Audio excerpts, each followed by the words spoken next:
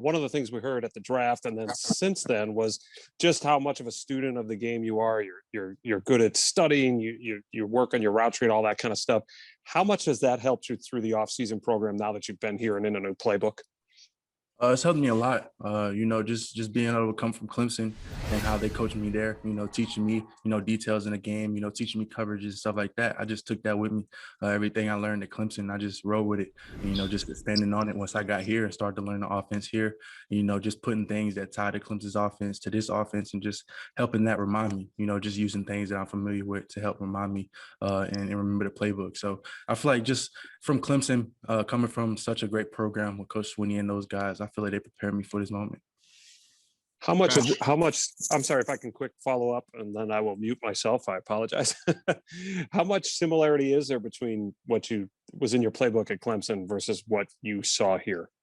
It's not really much at all, to be honest, except the same routes. It's different terminology, which makes it how different it is, the terminology. But the concepts, at the end of the day, football is football. So concepts are going to always be the same. It's just learning the terminology and stuff like that and knowing where you need to be in the formations and stuff. So that's really what makes it so complex and different from Clemson. Appreciate it. Thanks. Mm-hmm. Matt Schneidman. Amari, I saw last week Davante kind of take you to the side, and I don't know what he was working on with you, but just in general, having him in town for those couple days. I know we've talked to you about how much you look up to him. What was it like just getting to pick his brain in person? It was amazing. That was my first time being with him in person, being able to, pick his brain a little bit and add some to my toolbox from him. He's one of those player coaches. So, if you don't know something, you can go to him and he knows it off rip like that. Cause, he's been in the game, he's been experienced and, he's probably the best receiver in the game, in my opinion right now. So, being able to be in the same room with him and be able to learn from him, I feel like it's only going to help me and, help me, carry what he teaches me throughout my whole career. Hopefully I can be where he is. So, that's my goal. I'm just very blessed to have the opportunity to, play in the same room as him. Chancellor Johnson.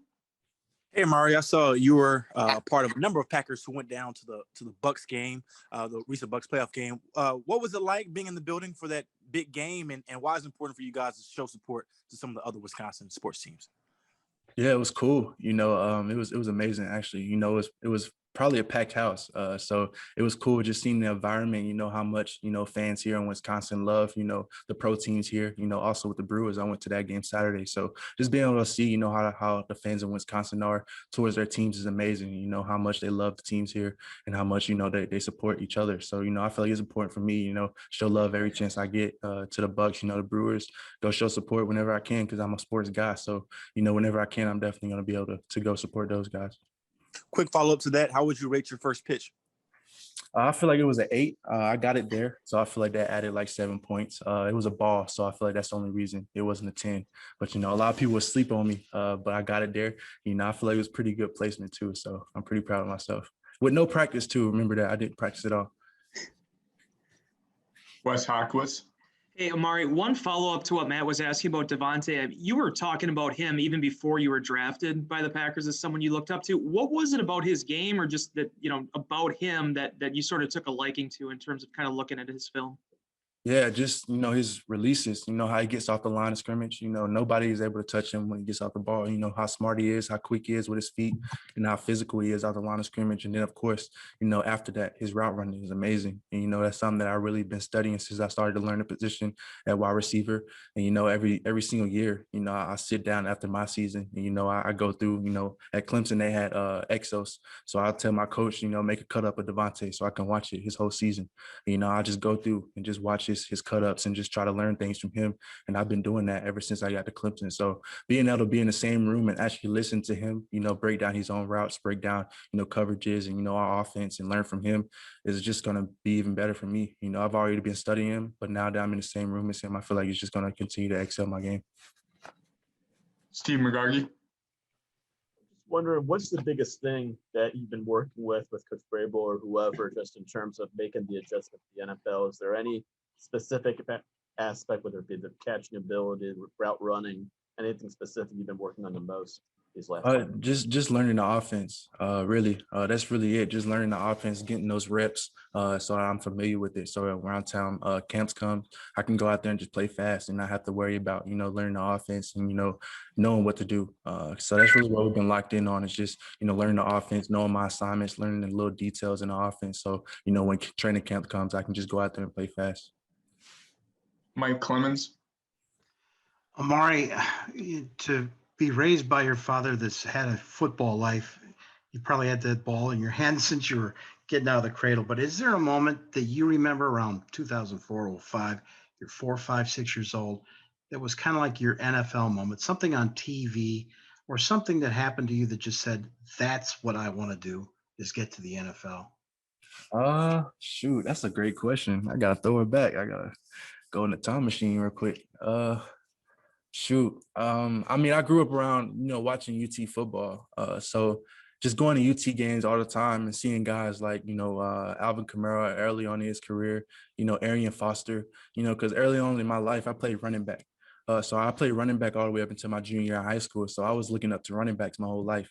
So seeing guys like Arian Foster, who was amazing at UT, and Alvin Kamara, I feel like those guys are the people that really, made it possible and helped me, have that dream of making it to the NFL. Because those two guys were great running backs and great guys that played at UT that, I was in their backyard watching them every Saturday. So I feel like guys like that are guys that, made the dream possible for me. Thank you, pal. Mm-hmm. Wes Hodquist. Yeah, Amari, with you mentioning the cut-ups of Davante, did you do that with quite a few receivers? And if so, were there any other ones that you kind of brought up on the board to look at what they did as well? Yeah, for sure. I would study Stephon Diggs, Davante, Antonio Brown, when he was at the Steelers. And then I used to study. Those three were the main guys. I used to study Sterling Shepard too early on in his career. Anthony Miller from the Bears, even though, that's rival team, he's a great player. But those four guys are probably the ones that I study the most. We got any more questions? Please raise your hands. Wes, you can go again. Yeah, don't blame me on Miller either. I was a big fan of his coming out of college as well. Hey, as far as this next month, I know you guys aren't done yet, but what's sort of your plan and what do you want to accomplish before coming back then for training camp? Just get in shape, make sure that I'm in the best shape of my life once I get here for training camp. Just continue to study the playbook and continue, study every day, get those mental reps in, record my voice, saying the play, and then, going out there and just walking through it or just drawing it, just getting it down so that, like I said earlier, when I get here, I'm playing fast and, I'm ready to go. So really just getting my body right and just getting back in shape and, just learning the playbook. I feel like those are the main two things. And, just like I said, just learning and working on the little details of the receiver position, coming out of breaks fast and just releases stuff and like that. So just those things. But ultimately just want to be in shape and learn the playbook. Chancellor Johnson. Yeah, Mario, I know obviously Aaron Jones plays a different position, but what did it mean to you guys to look over and see, a guy who's established, who's, Pro Bowl type guy show up, on the OTAs when technically he doesn't have to and be there working out with you guys? Yeah, it showed a lot. Like you said, he's a vet. He doesn't have to be here. And, he was here from day one, being that example, being that guy that everybody was looking at, once he catches the ball, once he gets the ball, he's finishing almost through the end zone. So he's just been that example, the whole OTA, whole mini camp, that person that you look at and you're like, okay, that's the way that I need to practice. So he's definitely been that guy that I've been looking at and, trying to learn from as far as how to practice, how to, push through, when you're maybe tired and stuff like that. So having a guy like that on your team is always great. Chris Roth. Hey, Amari, this kind of plays off of that a little bit. I think that might be part of the answer here, but given your background and your father and all your preparation stuff we talked about before, what has surprised you or maybe that you learned that you didn't know about what it's going to take to be a professional now that you've been involved here in the off season? Yeah, for sure. It's just going to take, taking care of your body.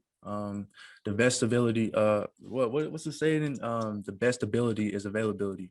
So that's what they say, just being available, being healthy, taking care of your body every single day, doing the stretching, getting in the cold hot tub, doing cryotherapy, massages and stuff like that.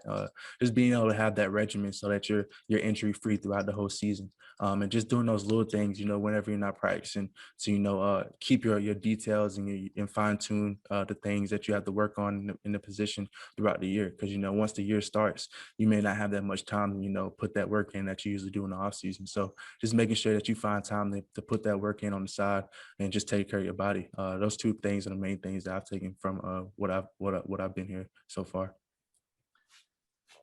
Eric Stokes is going to the podium on the other line if you guys need him. We're going to go to Matt Schneidman here. Mari, this might sound like a dumb question, probably because it is, but do NFL punts look any different than college ones? And what do you expect maybe the more difficult things to be as a punt returner at this level to be? I feel like, it wasn't a dumb question. It does look different, of course, because it's pros kicking to you, and it's not just college students. So of course it's going to look, better, more hang time for sure. That's one thing that I've seen a difference is more hang time. So, you got to be more patient, sit under the ball and make sure that you're firm and able to make a move once you catch the ball. And just, the difference is that, in the league, the only guys that can leave before the ball's kicked is the gunners. So I know that, I'm going to be very comfortable with, just knowing that, it's not everybody, all 11 running at the snap like in college. Once they snap the ball in college, everybody can just run full head of steam. But it's not like that in the NFL. So that's something that I'm really looking forward to be honest. So I'm excited for that. I don't know how much have you heard before, but it was basically how much did you grow kind of this first month, getting all these reps out here and actually having a chance to go through this offense for the first time? I grew a lot, tremendously, to be honest. Just being able to get those reps, like you said, reps is everything to me. And that's how I feel like that's how I learned the fastest, is being able to go out there and do it. And I got a ton of reps, early on the OTAs with the vets not being here. I feel like that helped me a lot. I was able to go out there and get a ton of reps. And, I feel like now I'm pretty comfortable with the offense. We got like 90% of it in.